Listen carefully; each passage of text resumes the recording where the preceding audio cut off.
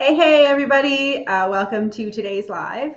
It is called Taking a Stand for And full credit and disclosure, I got the title for this live from a Jen Sincero book. I cannot remember whether it's You Are a Badass or You Are a Badass Making Money.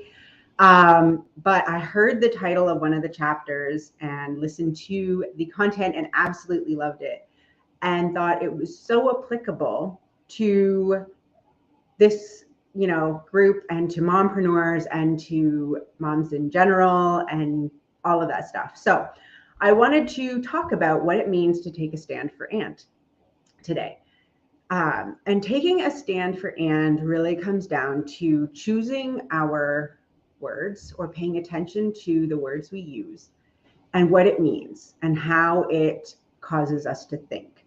As many of you that have followed me for a while know, I'm big on NLP and all the things brain related and how it affects how what we think and what we say and what we do affects our ability to do the things we want to. Because as you know, there's our conscious brain and our subconscious brain, right? So there's our conscious brain where we are like, I really want a business, I want to do all these things. And then there's our subconscious brain where it's trying to protect us and keep us safe. We've got our ego that's like, oh, if you venture out there, you might be judged, you might get hurt, you might be kicked out of the tribe and die of starvation.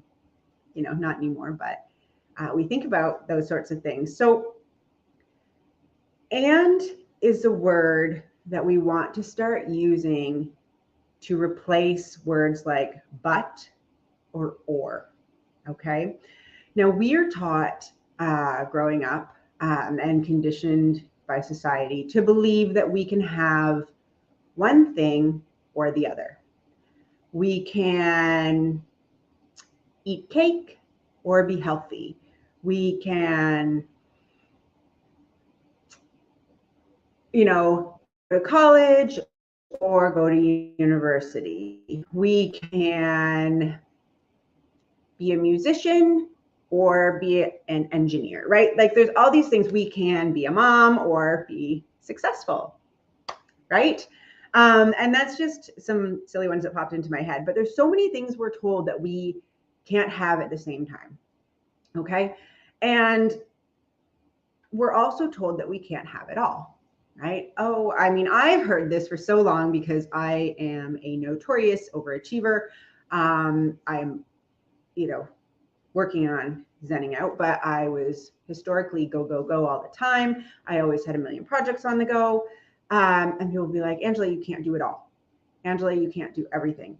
Angela, you're not a robot. Angela, you need to slow down. And I didn't understand why. I was like, why? Why do I need to stop? Well, as I age, I'm learning to appreciate that rest factors into my ability to do more. I still didn't understand the concept of not being able to do what I wanted to do, right? So let's talk about what but or does to us. So when we use words like but and or, we are creating absolutes. We are creating two choices that can't coexist. So we're telling ourselves that the two things we're thinking about cannot coexist in any way, shape, or form, that we can't find a way to do both, right? So let's think of it this way.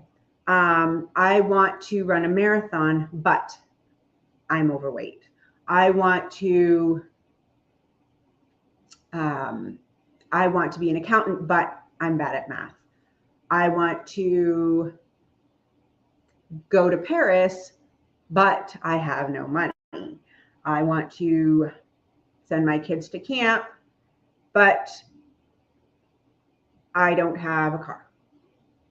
Okay. So, but is a way of saying, I want this, and there's no way I can have it. Right?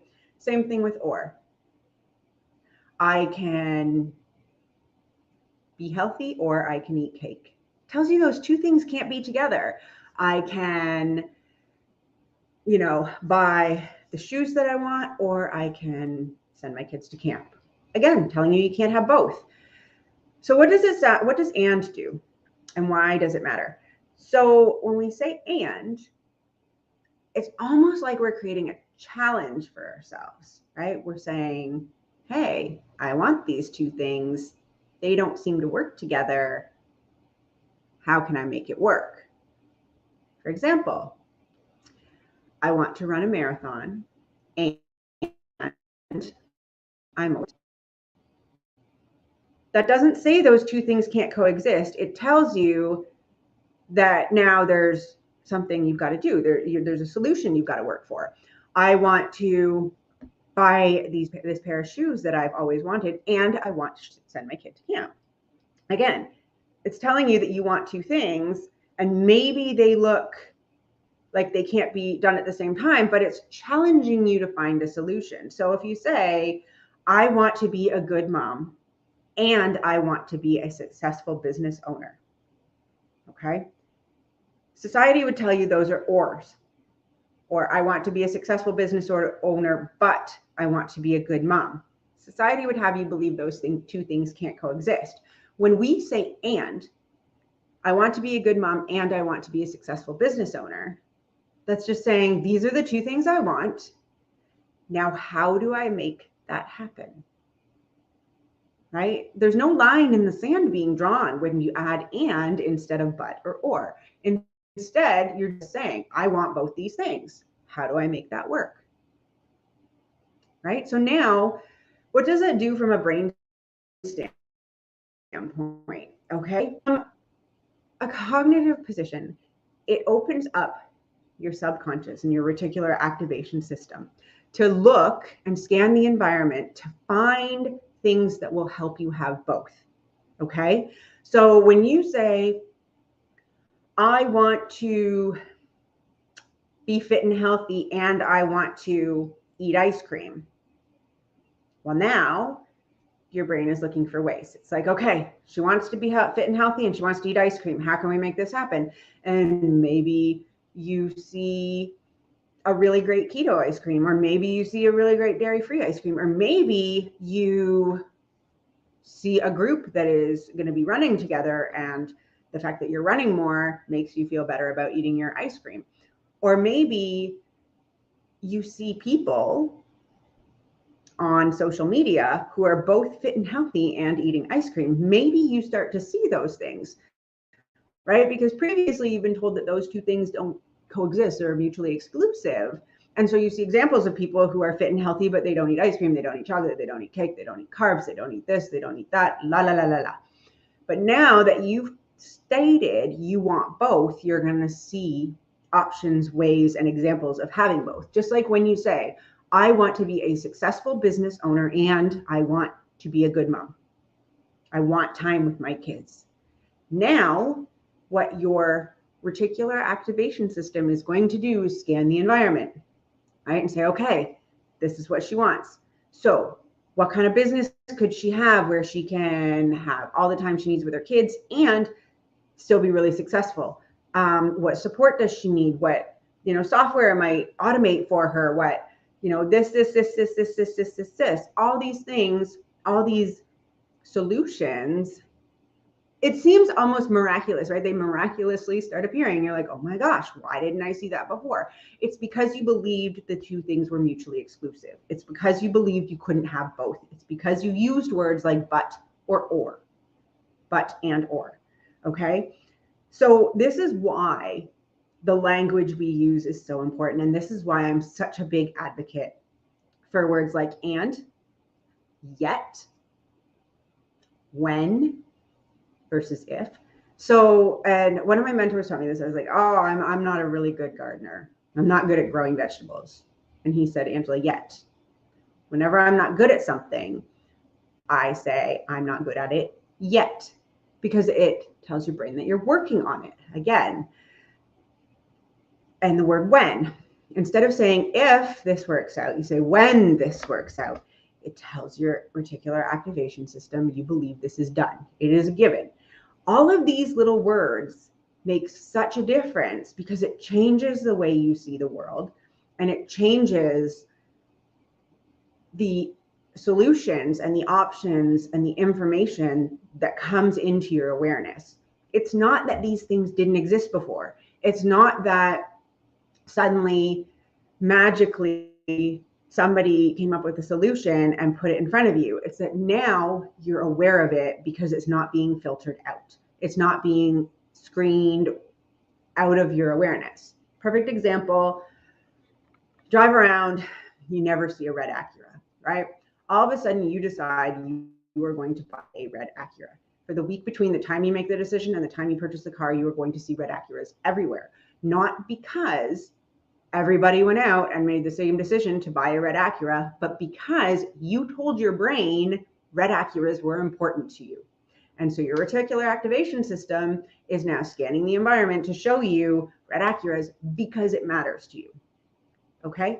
So when you take a stand for and, you are essentially telling yourself that solutions, options, and opportunities exist for you, for what you want, that you can have what you want, and that it's out there.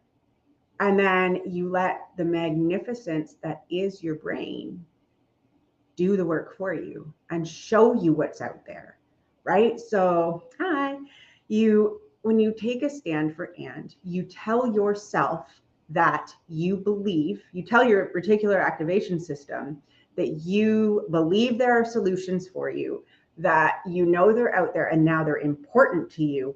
And then your reticular activation system filters out the noise and scans the environment and finds these things and lets it into your conscious awareness. So when you're scrolling on Facebook, it's funny, when I decided to become a coach, right? Originally, it was just going to be a life coach, and then it was going to be a mom life coach, and then it was going to be a mompreneur, business and success coach, because I niched down as I, talked with people and figured out what I was really good at. When I decided I was going to be a coach for women, it felt like all of a sudden, every coach on the planet was a coach for women. This is why I tell people too, just because you see a lot of people doing something doesn't mean the market is saturated. It's just what you're seeing because you're focused on it. And so at first I was like, shit, everybody's doing this. What about me? And then I reminded myself that it is an abundant universe and there's enough for all of us. But my reticular activation system knew that being a coach was important to me. So it found everything and was like, hey, look, all this stuff that's important to you. And it can do the same thing for you for achieving your goals. Okay? So pay attention to your language. I want you to spend a little time over the next week or so and catch yourself, right? Find where you're using words like but or if and saying that and making finite statements like I'm not good at that. But and or, but is a big one. Catch yourself and see what happens when you change it to and or when or yet. Okay. I think you will find, it sounds simple, right? It's like, how can something this simple actually change my life? I think you will find that if you pay attention and you make the changes, it'll change everything. Okay. So thank you so much for joining me today. Love to hear your thoughts on this. Love to hear your questions. Did you guys see the Inspired and Profitable Mompreneurs show launched yesterday? Check it out. Tracy Jeske, one of my favorite people. She's amazing. And just the kind of person, when you hear her talk, you just get happy. You're like, I'm happy now because I heard you. So check it out. And yeah, let's keep in touch. I'd love to hear about your successes. Tell me about your wins. Tell me about your challenges. Know that we all have them, okay? And as always, remember, the woman you see when you look in the mirror is exactly what a successful entrepreneur looks like. Love you all. Have a great day.